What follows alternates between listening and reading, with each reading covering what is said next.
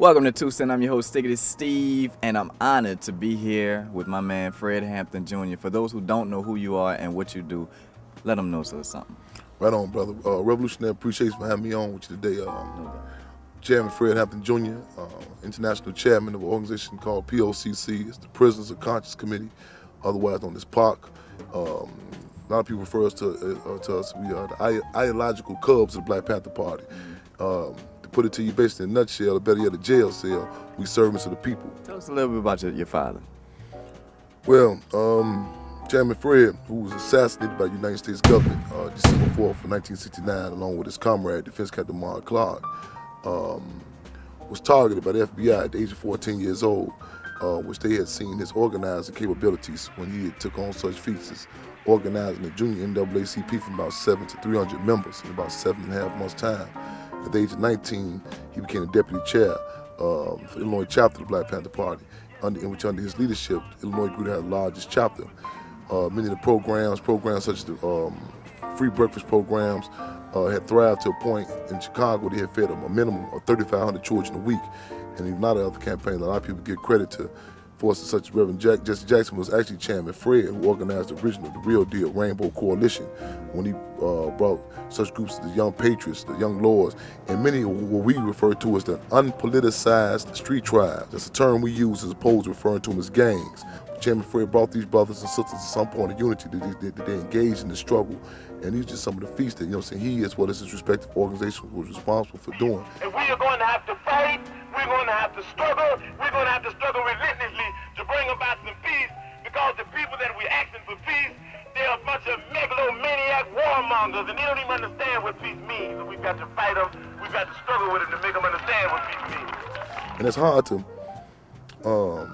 summarize, but most of all, just the ability to provide a vehicle for us to speak in our own interest. I spoke at an event for Brother Stanley Tookie Williams, who was executed by the state of California. I said Tookie Williams grew up in a climate that devoid of such organizations as the Black Panther Party, where the only options in life was to become a Boy Scout or a banger. The Black Panther Party provided a vehicle, a venue for us to fight in our own interest. You know what I'm saying? Now, one thing I want to point out is you say your father was targeted at the age of 14, and I believe he died at the age of 21. Am I correct? I know I'm a stickler for terms. It was assassinated. He was assassinated. You're right. We got to use brutal terms for brutal realities. He was assassinated at the age of 21. A lot of people don't really realize how young these people were back in that time leading this movement. How important is it for young people to step up and take control of the situations that's going on? I want to make sure I be very clear. I don't get caught up with this generational thing. A lot of these issues in our community is some class contradictions too. All blacks, I think black folks speak French at the wrong times. We be, all black folks want the same thing. I'm clear that. People say, what you think about this candidate? Well, man, they don't speak for me. Ain't nothing personal. It is what it is. So some of these kept some of these different rappers. These cats driving vehicles, I can't pronounce the name of the vehicle. We have different realities. Ain't nothing personal. It is what it is. But the state, the government, they want to give you this impression all the time that your freedom, before you get to the question of your freedom, your ability to even articulate your pain, it got to come from some other force that, an older person or some person that's a sanctioned state sanctioned religion. In other words, it's really something that they know it's unobtainable for you. You know what I'm saying? Police beat you down right now. You know what I'm saying? You got to wait till you go. Have you been to college? Did you pay your tithes in church? We call it the sidetracking of the slave. You know what I'm saying? Getting you caught in arenas you shouldn't be involved in. So it's something, So you came and speak. You say, why the police beat me down? I don't think I have no degree to say that. The police, they beat me down. I know they beat me down. But people say, well, man, you didn't get this schooling. You didn't get, no, man. We turn the communities into classrooms. You know what I'm saying? Ministry UEP News said people learn best through observation and participation. We got forces such as our brothers here where they use poetry and hip hop as a tool. So, you know what I'm saying? You might, for some of your viewers might have seen as we came through on the Dave Chappelle show, you know what I'm saying? Put out the cases of Mumia Abu Jamal. We use the tactic to get the people involved in the struggle. We don't get caught up in this this quote unquote conscious clique. You know what I'm saying? A lot of people just say, well, they're gonna wait for the people to come to the room and just talk to them. We go out there where the people at. You know what I mean? A lot of times people say, well, man, we're just taking your own little circle, your church, your mosque. No, man, we say, man, it's the difference between revolution and war. We gonna be, man, ain't there gonna be no safe arenas. We want Uncle Sam to feel uncomfortable. We want Sambo to feel uncomfortable. We be at these rap concerts, these hip hop venues. You know what I'm saying? Ain't gonna be no class piece where cat think they just come out there. You know, it should be a class piece. You turn the music up, come out there. I love y'all, whatever town, and go back and do your bit. No, man, you gonna address some business what's going on in the community. They had a thing called the Hip Hop Summit not too long in Chicago. We drove down on the stage. We wanted Obama when he was running for Senate. We wanted him to come on the stage and see the African anti-terrorism be a poster. We held them artists accountable. You know what I'm saying? A lot of times our grandmothers, in some cases, some people might be our great grandmothers, would tell you when I was growing up, the music was saying something. We understand that things just don't happen. Things just don't come out no vacuum. It was a movement in place that, you know what I'm saying, that set the atmosphere for that. James Brown, no disrespect to the dead, man, but James Brown had a whole totally different song planned initially. You know about James Brown, man. That's before your time. What you know about A-Trap Brown, who drove down on him literally and told him, they said, homie, you better go back to the studio with the garbage. He came back out, told me I'm black and I'm proud. It was a movement in place that allowed him to pull what he pulled later on.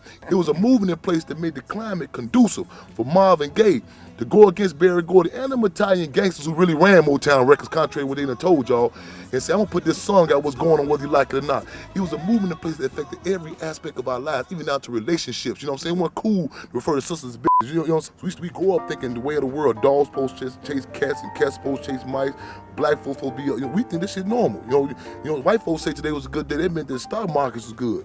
Black folks say today was a good day, mean police only pull you over 2-3 times. You know what I'm saying? So Marvin Gaye said, this ain't living, man. Well, I just came back from Brazil, man. We gotta do damage control when I first get down there. I gotta let the people know, man. Puffy Combs, Colin Powell, all little slaves. None of them don't speak for us, man. Got you, son. I'm sorry. He was attacking you. I had your back. Right on, bro. The damage that it does, man, how you gonna call for some assistance, man? And they show these videos, people throwing money at the thing on TV, representing, you know. They show this in France. They show, you know what I'm saying? Wow. That does damage to what we. You in the house getting beat down. Somebody, man, I'm getting whooped. Somebody come up, everything good here, man. Hold on, man. It might be good for you, homie. Matter of fact, man, you got a different address. You must have been a different saying, but no, I'm telling you, I know I'm over here. You know what I'm saying? And we gotta make it clear. We gotta call the question, man. I've been so thinking that movie Dreamgirls, they be so detached. Now, the movie Dreamgirls, the girl come out the studio, she come out, the rebellion's going up. It's getting down out there in Detroit. She didn't even know in Detroit. She said, man, what's going on? They be so detached from the community, but they feel like at any given time they can pop on people, black folk. That punk Puffy Combs didn't cross Illinois state lines that voted that garbage. We told them point blank. I'm telling you, God love, man. It ain't happening. They call it to a man, dude, ain't nothing happening. It ain't happening. Man, we say organize it that. We twisting, I cut out a video, said we shut the thing down, twist the manager, boy named Raw, talking about, say, man, Chairman, they talking about y'all all over the country. That's what they saying, man. He said, man, they don't do no videos over here, man. I said, oh, man, ask your question. What this was 15 years ago? He stopped. I said, help you, it's a vacant lot. That's what this is this morning. He said, that's a vacant lot. What is it going to be when you leave? He said, vacant lot. Until you can tell me how this affect our community. And I'm not tripping about you not doing no videos up here, man. You know what I'm saying? See, we don't say these people, they can't just go back in the back. White folks go back and get some cornmeal, some water, take these Negroes up and throw them out. That's your leader. If I'm on Pluto, somebody come from Mars, they talking Mars language, I can't just be supporting that. Hold on, homie, man. I mean, ain't no person. Man, I got a different reality than you got. We got to be upfront about that, though, man. But again, let's get organized, man. And we say everything is political, man. Organized, fighting our own interests, man. And we say, man, it's a price to pay for peace. We say, with Chairman Fred said, that struggle, that to win. You don't, that's what you don't deserve to win. And we say, who we be the POCC, what's our call, free them all. And that's my 2 cents. Bobby Seale is going through all types of physical and mental torture. But that's all right, because we said even before this happened, and we're going to say it after this, and after I'm locked up, and after everybody's locked up, that you can jail revolutionaries, but you can't jail a revolution. Right. You might run a liberator like Harris Cleave out the country, but you can't run liberation out the country.